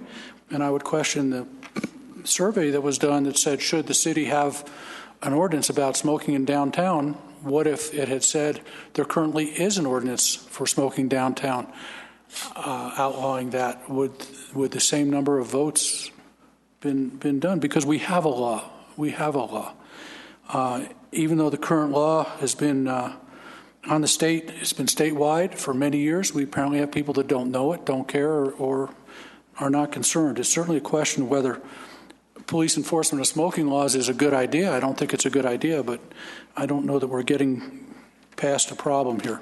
I think we should just allow the downtown community to set up the considerations for smokers that we've been discussing, keep the current law, except for add the vapor pens. The current state law, which is mirrored in our ordinance, only addresses main entrances, as best I can get through that. So all these other ideas that are being mentioned about how we can accommodate smokers and make it a better place, well, we can still do it anyway. And let's not complicate the issue. We have a Colorado law. And then finally, our existing ordinance, the reason it's in a municipal ordinance format, why we take a state law and put it in a municipal ordinance, is so we can get it in a municipal court. We want to get it into municipal court, but we're not doing that. So we could probably get by without having an ordinance at all based on how it's been going since 2011. So again, I'm not sure we need a new one. We haven't used the old one. And I just really believe that my first issue is to not pass ineffective laws or try to replace ineffective laws with other laws that suffer with the same weaknesses. But I absolutely would be interested in doing the issue with vapor pens. And I want to discuss marijuana briefly at the end, because this has nothing, we have another issue, and it's called marijuana, and it's called recreational use of marijuana, passed as a constitutional amendment, and the regulation and administration of it is just a mess. It's a mess. But we can't fix it with a smoking ordinance. If there's additional marijuana use in the schools, we need to figure out a way to deal with it. If there's public consumption of marijuana through vape pens, it's already illegal. There's no public consumption of marijuana under the current constitutional amendment, much less the current laws. So I don't want to be swayed by my lack of respect for the marijuana circumstance that we have now by including it in the smoking ordinance. It's a whole nother deal. It's illegal to consume marijuana in public places right now. Its recreational use and its possession is illegal for those under 21 right now. And the drug use is not allowed in establishments serving alcohol right now. So I'm to the point where I would like to revisit the vape pens, but I'm not interested in another ordinance. Councilmember Brinkman. Well, I think in many ways the issue is actually a lot simpler than is being discussed at this point. It's Colorado Clean Air Act is already in force, and it's 15 feet from doorways. We've discussed that the 15 feet from doorways is difficult to judge. Looking at Deputy City Manager Broughton's map, I found it was interesting that there's actually an allowable place to smoke in front of the Smoke and Fins patio. What a pleasure to be having lunch and have someone standing in front of the patio legally having a cigarette while you're having lunch. That's just one of the issues with having the 15-foot rule down there. This isn't about telling people they can't smoke. This is about asking people to not smoke on Main Street. Peggy, I think that's great. You've never seen anybody smoking downtown. Well, I have. I've walked through clouds of smoke. I've watched children be strolled with their strollers through clouds of smoke in front of various bars. And that's not the image of Main Street that we want to present. That's not the image of Littleton that we want to present. There's 15% of the population that still smokes. We're not talking about putting restrictions on a massive group of people, taking away all kinds of rights. There are places in this ordinance that allow people to have those cigarettes. I also think that in terms of the enforcement, this isn't about putting the Littleton Police Department with squad cars and guns and everything else walking up and down Main Street busting people who smoke. This is more about a community message. This is about hopefully, if this does pass, the message comes out of the communications department that we have a smoke-free Main Street in Littleton, Colorado. Welcome to Main Street. We're smoke-free. The more you get the message out that it's a smoke-free area, people understand that. People respect that. Restaurants are smoke-free. There's other areas that Mike Broughton showed all the other areas that are smoke-free. It's becoming more of a understandable rule within a lot of different locations where you used to be able to smoke. It's now, this is a smoke-free zone. Oh, okay. I think a lot of it is, and I did a number of some research on a number of other cities who have implemented these types of things, and it really is, it's a courtesy enforcement. It's a voluntary, if a shop owner wants to put up a sign, we have a smoke-free, et cetera, et cetera. But it's an opportunity if someone is wanting to light up and someone else is walking by with their children to say, did you know this is Main Street's a smoke-free zone? Oh, no, I didn't know that. Well, it is. Okay, thanks for telling me. I mean, it's that type of thing. I'm not asking citizens to enforce this law for us, but what I'm trying to say is that I don't think that this is a law or an ordinance that's going to be heavy-handed. In terms of the non-enforcing the old one, you're right, Bruce, we haven't. And that, in fact, is part of the problem. And it's a confusing ordinance. Again, we talk about you want to go downtown with your tape measure and measure out where you can smoke. No, people don't do that. So having an overall umbrella, Main Street's a smoke-free. Welcome to Littleton. I think it sends a really good message. I think it says exactly what we want to say about our community.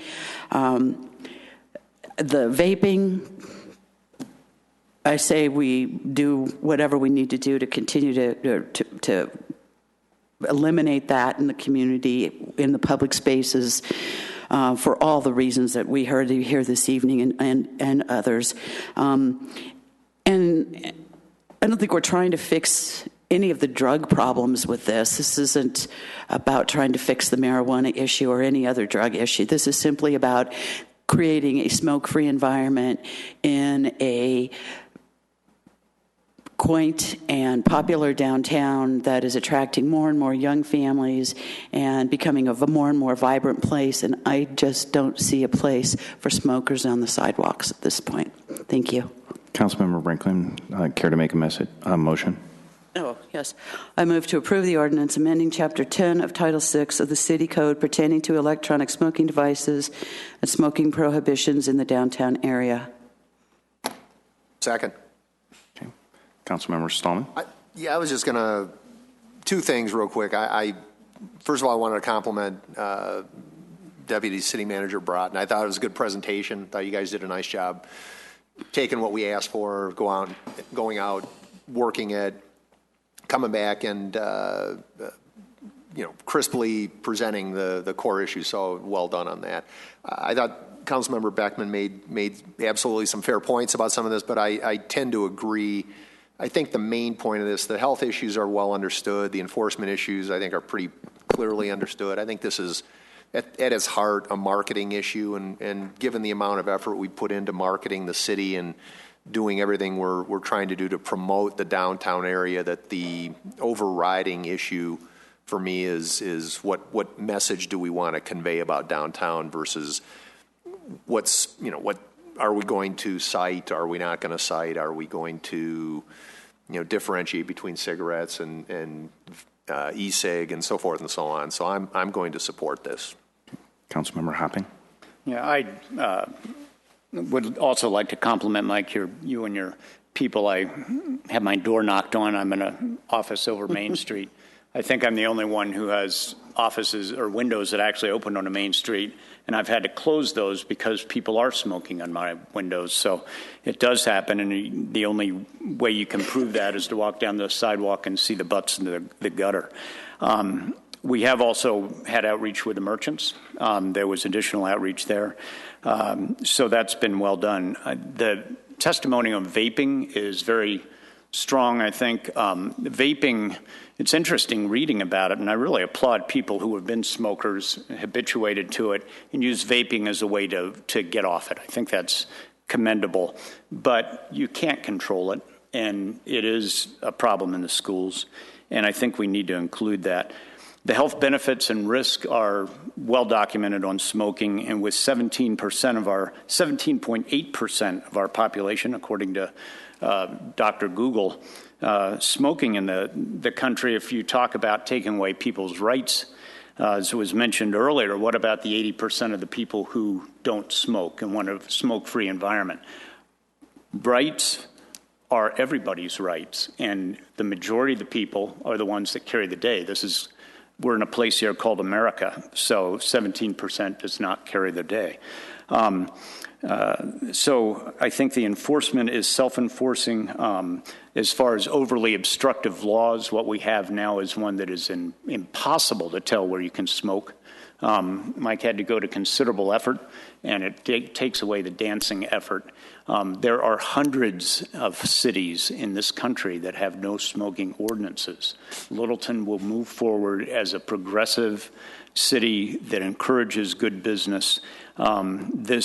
There is excellent evidence that revenues are actually helped by no smoking. When the Colorado Clean Indoor Air Act went into place, and I'm in the hospitality industry, people were very worried about the impact on their revenues. And they were right. It did impact their revenues for, I think, about 3 or 4 weeks. And then revenues started to increase because what they found is that the non-smokers or the smokers got tired of not being able to go to their places of entertainment, and they came back. And the non-smokers were there in greater numbers. So there were more people creating revenue, and their expenses went down because they didn't have to clean up after them. So it's in a business sense, it's a win-win. The merchants have come up with some options as far as smoking areas. It's been a good effort, so I plan to support this. Thank you. Who seconded that? I'm sorry. Bruce Stallman. Thank you. Councilmember Valdez.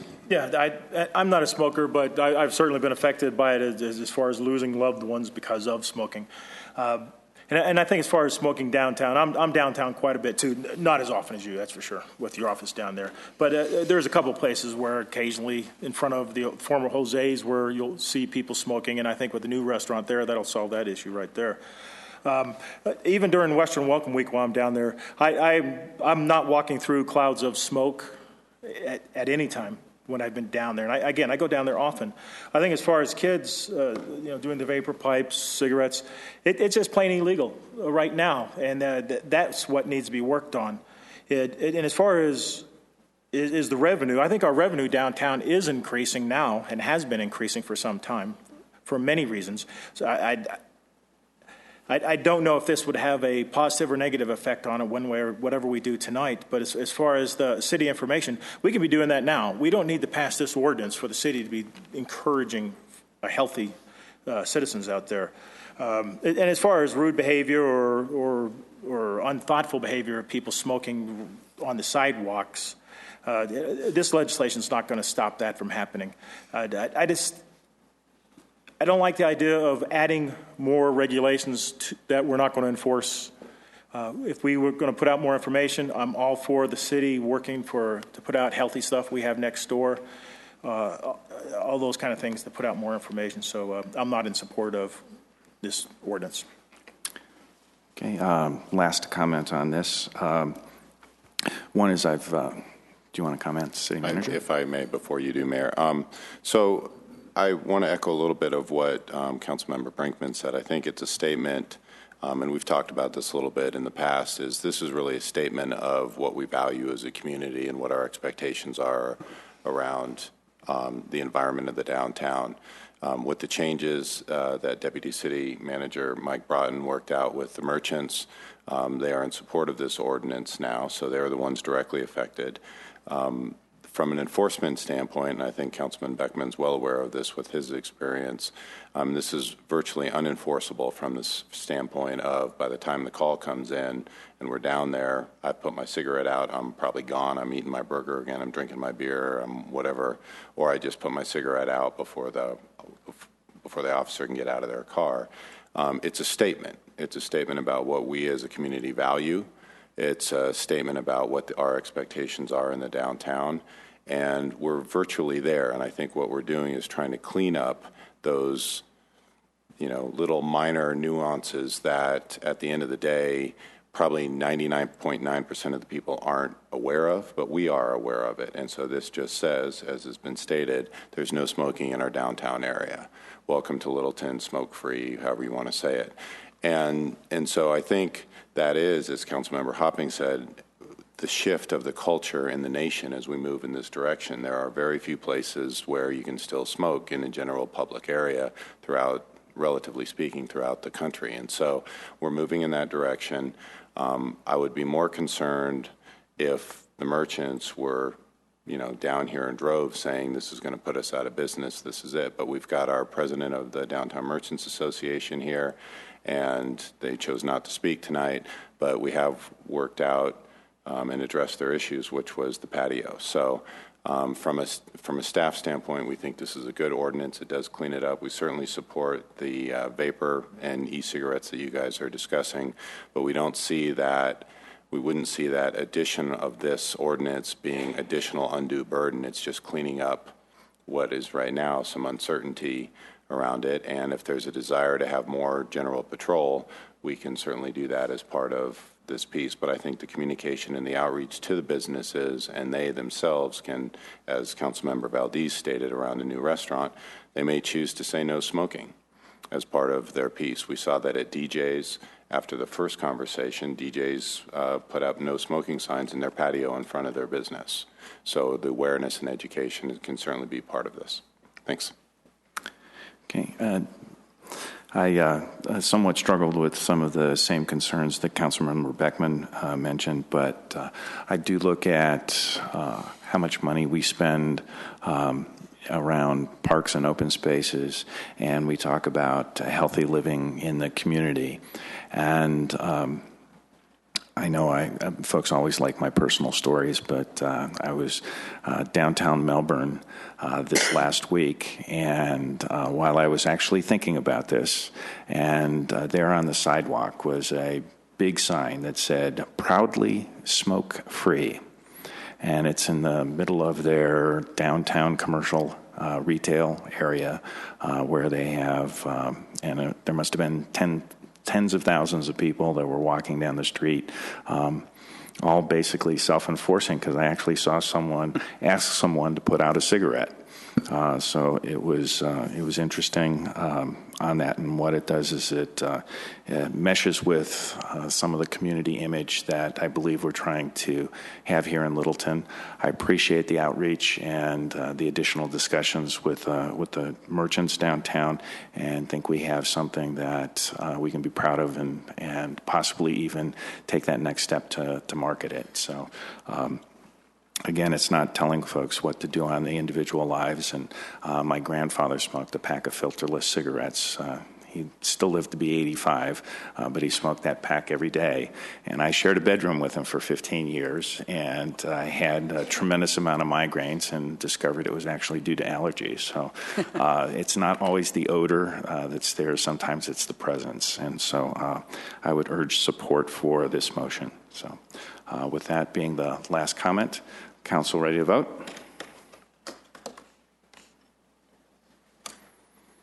The vote is 4-3 with Councilmember Cole, Councilmember Beckman, and Councilmember Valdez voting no. The motion carries 4-3.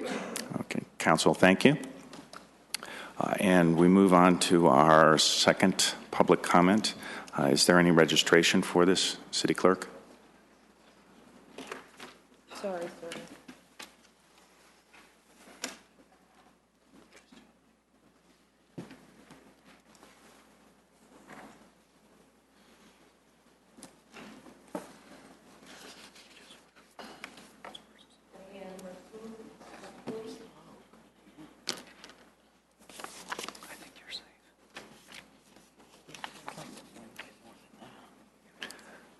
Again, this is the second period of public comment. I know Diane was here earlier and commented on Littleton Village, and that's the topic that she's indicated. She provided that public testimony. So with that, we'll move on to reports. First, City Manager. Thank you, Mayor.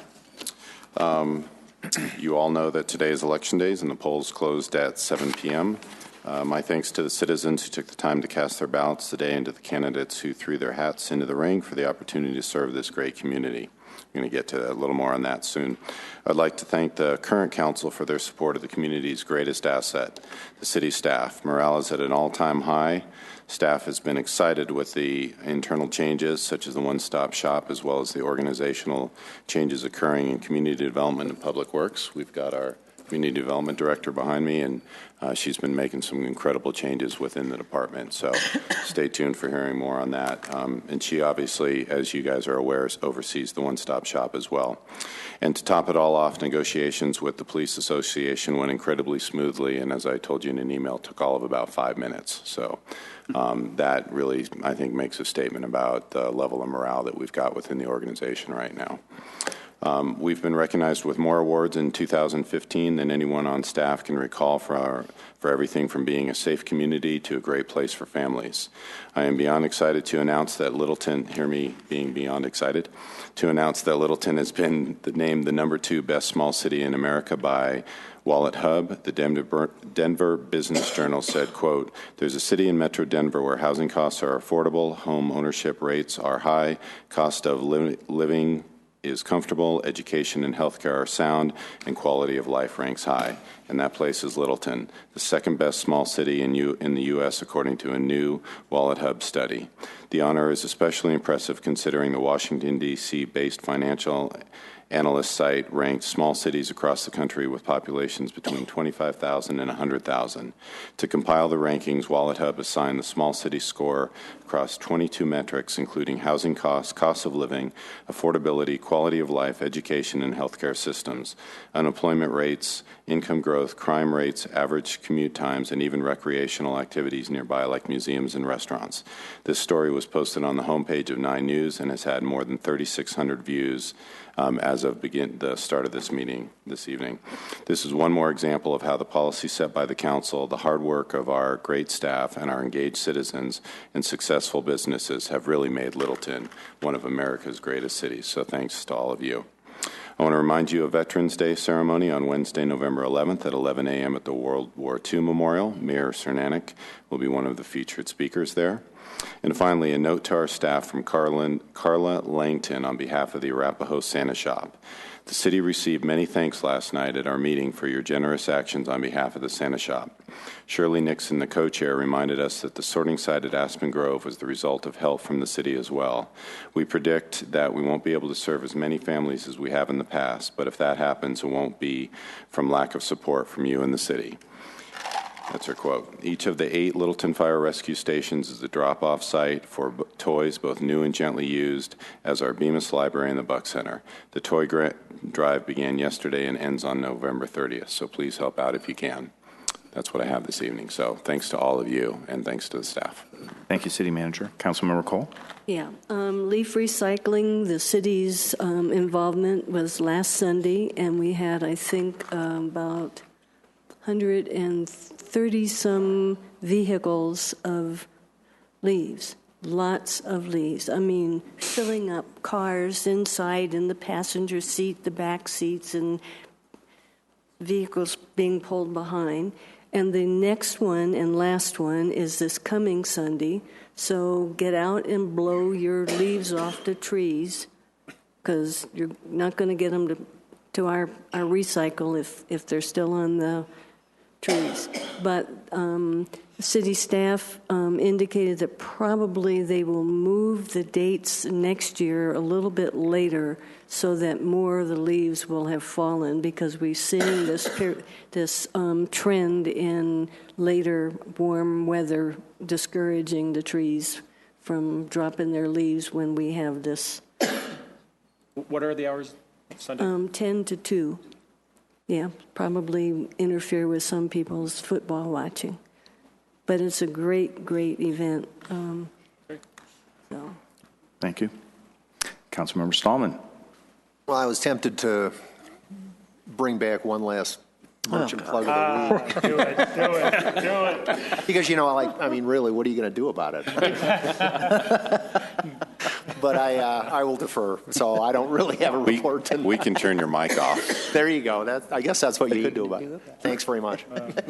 Councilmember Valdez. All right, let's see. I attended the grand opening, October 25th for Mission Hill's new facility. The Life Center had their grand opening, and well over 1,000 people attended it throughout the day. It was an amazing facility. It's going to be on 5804 South Detroit, and it's going to be there to help a lot of people a lot of our citizens with different issues.